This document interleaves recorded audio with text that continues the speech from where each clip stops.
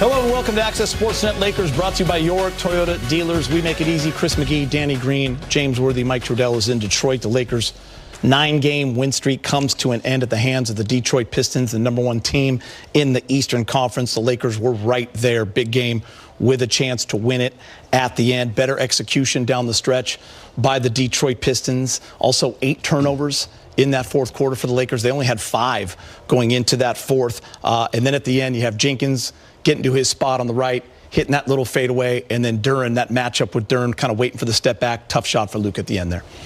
Got to give him credit for the fight.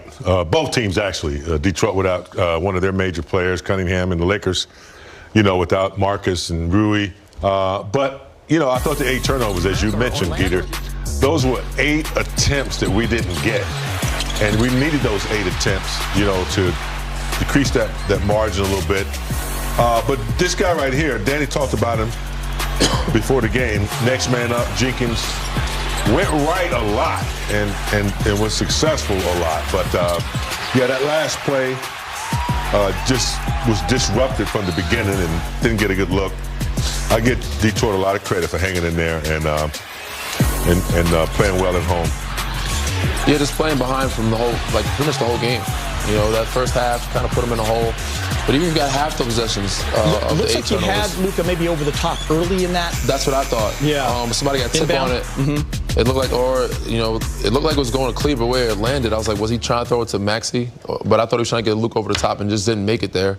It was a good look, but said playing from behind most of the game is not good for you. The first half down 13, cut into that third quarter. But it said if you can get even half those possessions of the 8 turnovers, you get 4 of those looks, you might have a better outcome. But got to give credit to Detroit. They executed. They came with a game plan. They played well, especially without Cade. James, the Lakers have been playing some unbelievable basketball. They won 9 in a row. They were trying to get to 10 for the first time since Danny was on the team, November of 2019. They had won 12 of 13 games. They put themselves 3rd in the Western Conference, but it just seemed like they were going uphill a little bit tonight. Even with a lead in that first quarter and early in that second quarter, we looked and they were at about 34%, 1 for 13 from 3, but they had that short lead. But the second quarter, 42-25 by the Pistons to go down by 13. But then an amazing third got them right back in. Yeah, you're on the road. You're next to the last home game before you go back home. You were without a few players. It could be some subconscious fatigue. I don't know. It could be a little bit of tired legs. But the second quarter was definitely Detroit Pistons quarter, and that propelled them to get the confidence that they needed in the second half when Jenkins came out, Ruel came out. And so they played well. The Lakers just not execute the way they wanted to and just couldn't knock down the shots that they normally do. They just didn't hit the shots. I got to give some credit to the bigs. They played well tonight. DeAndre and Jackson Hayes, they came and did their part. Jackson Hayes 5 for 5, DeAndre 5 for 6, double-double 13 and 10. Mm-hmm. So they did pretty well. Scored a decent amount. You would think they would have better defense against a Detroit team, no Cade Cunningham Detroit team. But, this, again, was a hard-fought, gritty game for both sides. Detroit mucked it up. They played at a slow pace. Fourth quarter made them turn the ball over some. It was their style of play. For people that aren't watching a lot of Detroit Pistons basketball, they've been a great team this year. #1 in the East, of course, the news with Cade Cunningham. He's going to be out indefinitely for now. And if they don't know the story of Dennis Jenkins, he was a 2-way player.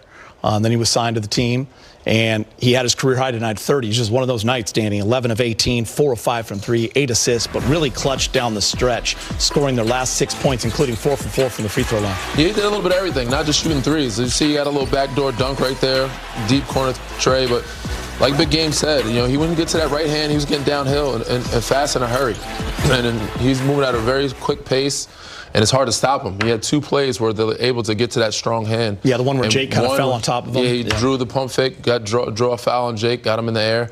And the second one, Austin was kind of caught up in the screen, got a little late behind. By the time he got back to him, he got to that baseline, a little fade jumper, and knocked the tough. It was a great contest, but he knocked down a tough corner, faded away jumper.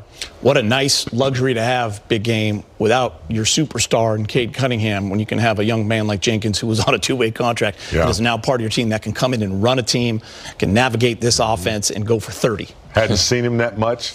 and definitely not used to that lightning speed. It's one thing, you can be playing decent defense in your mind, but with that kind of quickness, as soon as he touches the ball, it's hard to judge it. And they just could not get him to go left at all. He's too quick, and they couldn't force him left. And when he got right, he was layups over good defense and pulling up for those little 10-footers. He also had 8 assists. I mean, he's making plays. Playmaker. He's a playmaker. So he was pretty much doing what Cade does for this group, which is not an easy shoes to fill.